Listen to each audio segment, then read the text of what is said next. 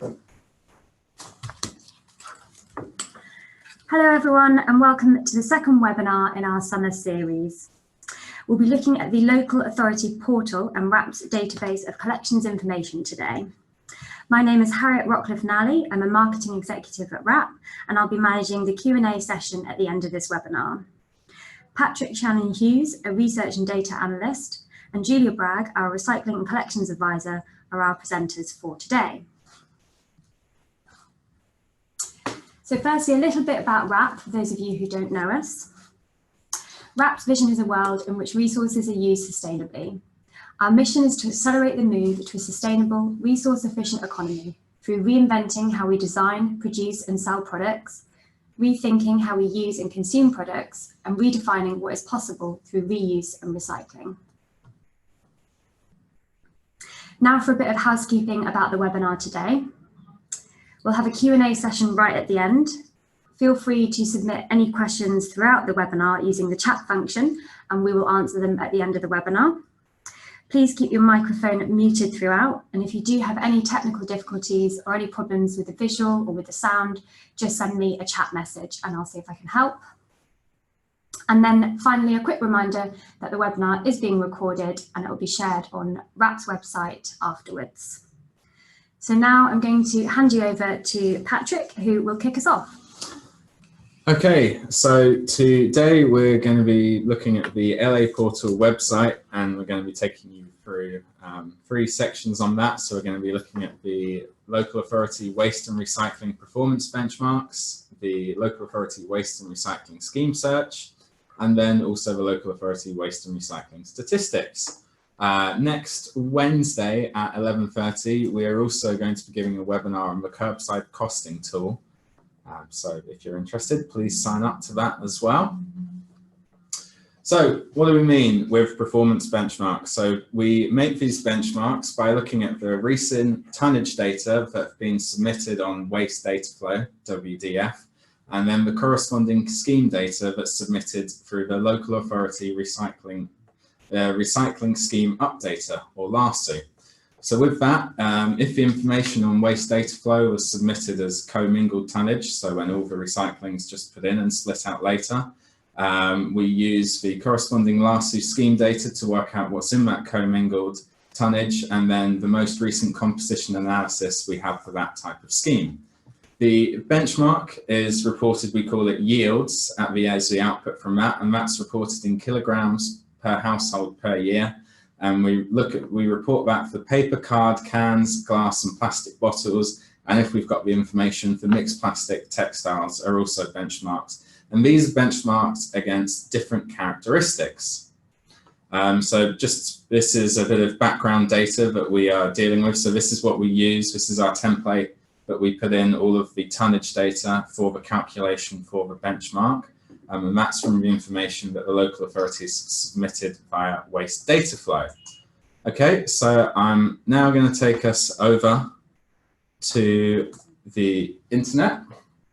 So this is the landing page here. So the website to get to the LA Portal is laportal.rap.org.uk.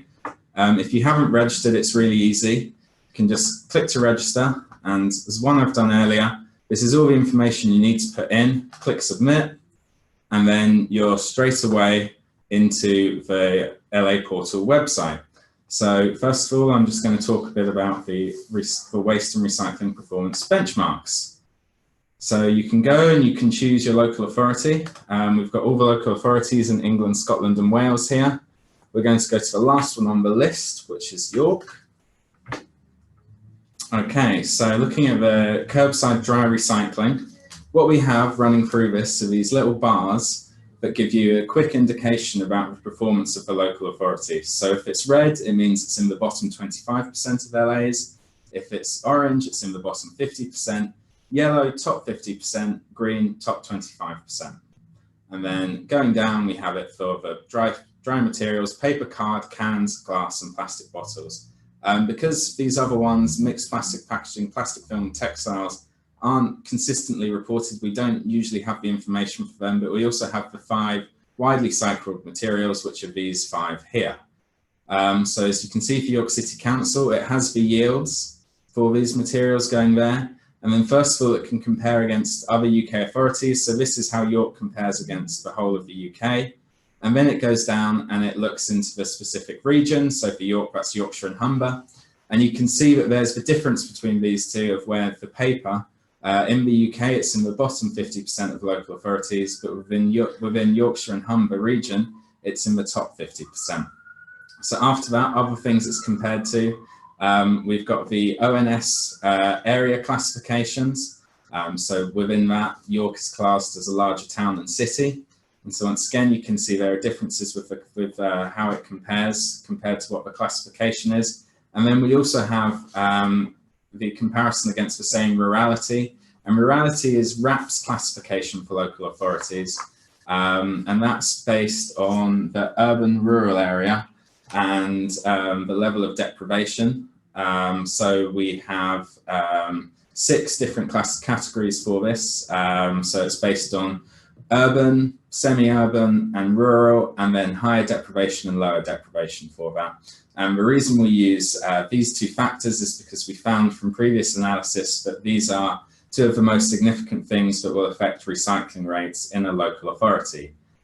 So just going to go through and show you where. So if you click on the ONS, Office National Statistics Area Classification, if you click there on what the comparison is, it will actually go through and it will give you the range of results. So if you want to see in a bit more detail how your local authority compares to that certain classification, you can go in there and see that.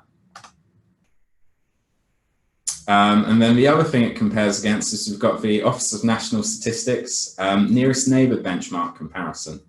So for York City Council, as you may have guessed looking at this, when you see Bath and Cheltenham, these aren't the closest by geography to York City Council. These are actually the ones which are closest in similarities. And so these are all quite small university cathedral cities is what we've got here. And that's why it's compared to York City Council there. If you want a bit more information on how we calculate the dry curbside yields material, we do have a few paragraphs here, but I'm not going to go into detail about that right now. So this also exists here. We've got curbside residual waste. So comparing again to the different areas and how it performs against similar ones, and then the performance indicators. So just where it sits, the overall percentage of recycling for that. Okay, so I'm now going to pass over to Julia, who's going to talk about the scheme search. Hi everyone. So we've come back to the home landing page and we're looking at this recycling scheme search part now. So you can search by local authority. So Patrick started at the end of the alphabet, so I'm going to start at the beginning. And the first English authority is Ada District Council. So looking there, you can see they've got one type of dry recycling curbside scheme. So quite a few local authorities might offer different collection services, say for flats, things like that. So Ada just has one. You've got the number of households on the scheme there, the types of materials collected. You've also got the container type, so it's a smaller wheel bin there. They're collecting fortnightly, and some quite useful information if you're ever thinking about costs and changing your contracts, is we collect information on an annual basis as to whether the service is provided by DSO or in-house or contractor or some other type of organisation. And we can see there that Ada are collecting their residual weekly. Scrolling on down, we can see that Ada collect garden waste. We also note whether there are charges made, again the container type and the number of households. Ada aren't collecting food waste separately, but we do note that as well. And we can see information on the residual curbside service, and looking here at the number of households served, you can see 29,000 going back up, go up fairly slowly. So the same number of people have a dry recycling service as they do the residual service. And then a little bit more information, you can see that bulky waste can be collected at the curbside. and that the council offers a commercial waste service. So I'm going to go back up to our landing page again.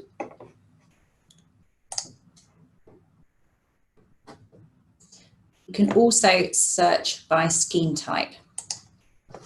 So we're going to look at England. And then let's have a look on Curbside. And today I'm going to tell you about residual waste schemes. So we're going to look at a bin, and I'm interested in a smaller type of bin. So I've picked the category 141 to 180 litres. So basically that is a 180 litre wheel bin. We just have to categorise it like that. And you can see here in this yellow box, there's a green 9. So that means that there are 9 local authorities in England that are operating a residual waste scheme that collects in 180 litre wheel bins. And clicking on the 9, we can list them out. So let's go up to the top. Let's look at Chelmsford. And that will tell us everything we want to know about all of their schemes, including the residual that we were looking at. And we can see that that service is offered to all 65,500 properties. I'm just going to go back again. And the last type of search you can do is to look at the data. So this is pretty big selection of data. We've got a drop-down menu here, and you can see we've got 9 years worth of data. I'm going to pick on 2016, 2017 and click on this download tab, and that will take us to Excel. So I need to come out of the screen share in a second.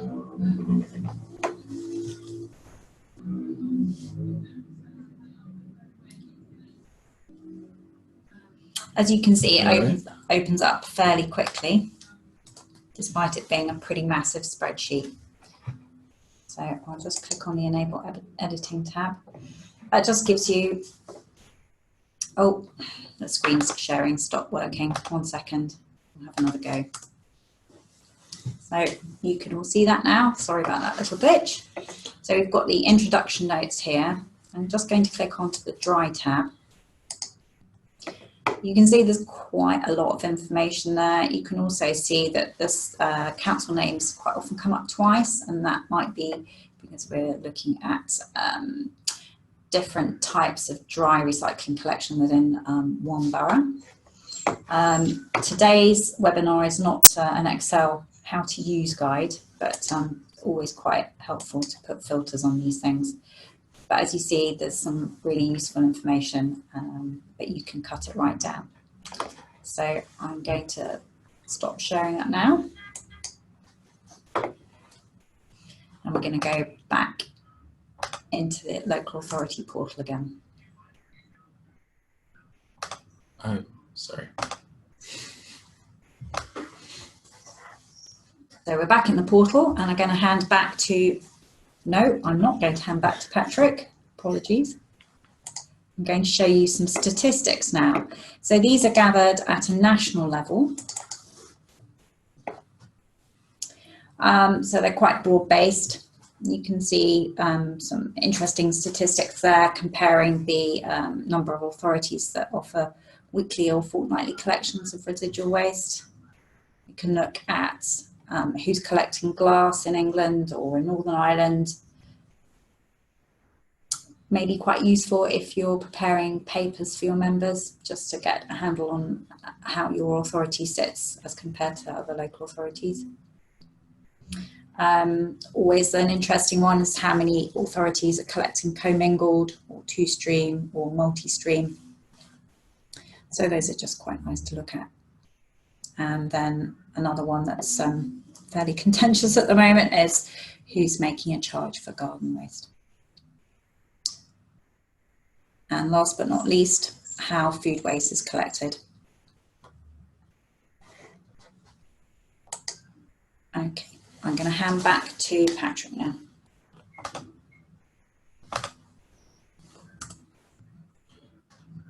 Okay.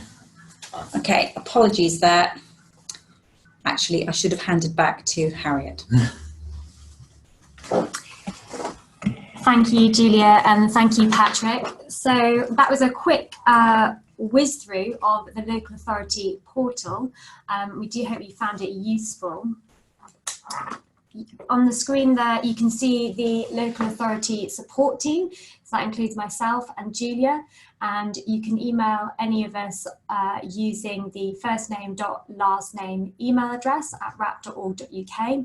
If you do have any questions at all about the LA portal, please use la.support@rap.org.uk or la-recycling@rap.org.uk. We're also happy to open up the webinar to questions now. So if you do have any questions, please use the chat function or use the Q&A question function at the bottom of your screen. So we've got a question up here from Tara Cunningham, which says, do you include Northern Ireland councils in the benchmarking? So currently we don't, Tara. By the end of the summer, we will. So when Northern Ireland consolidated their local authorities into the 11 they've got now, basically the website that we had built couldn't handle that change, and why you'd think it would be a simple fix, it's actually taking us a bit longer than we thought. So by the end of the summer, Northern Ireland councils will be included on the benchmarking. When we do have it, we plan to email out everyone who's listed as a Northern Ireland local authority on the LASU website, so with those email addresses to let them know.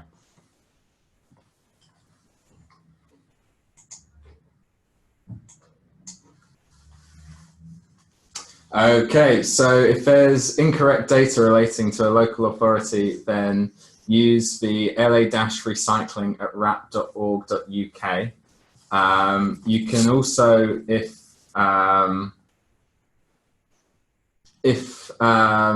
you know what's wrong and you've used the LASU, the LA recycling scheme updater website, if you've used that before, you can actually go in and update the information on there yourself.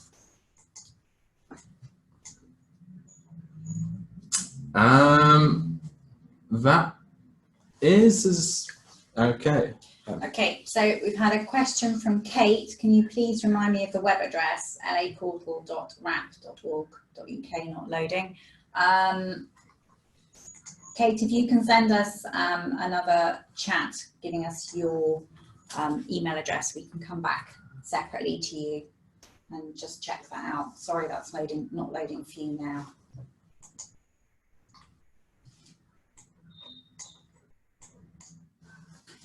Okay, thank you, Neil. You've sent us an email about last week's contamination webinar. Yes, we were so overwhelmed with questions that actually we're still preparing our question and answers for that. The questions were brilliant, so we just want to make sure that we've answered everybody's questions effectively. We will be sending out an email to all of you that are registered, so just bear with us. Apologies for the delay.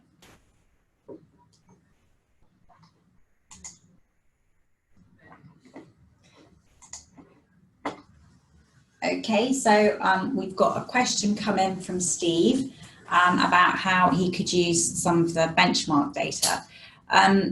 Some of the ways that we've helped local authorities when benchmarking their schemes is to just simply go in and do some screen grabs and copy these over to include them into documents.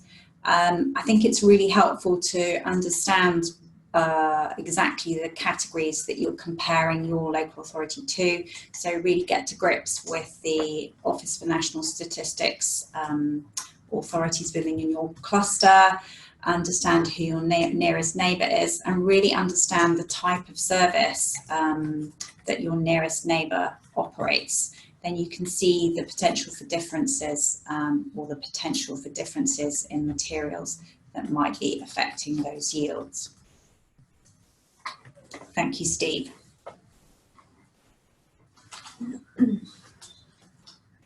Okay, no more questions coming in at the moment, but we'll give it another couple of minutes.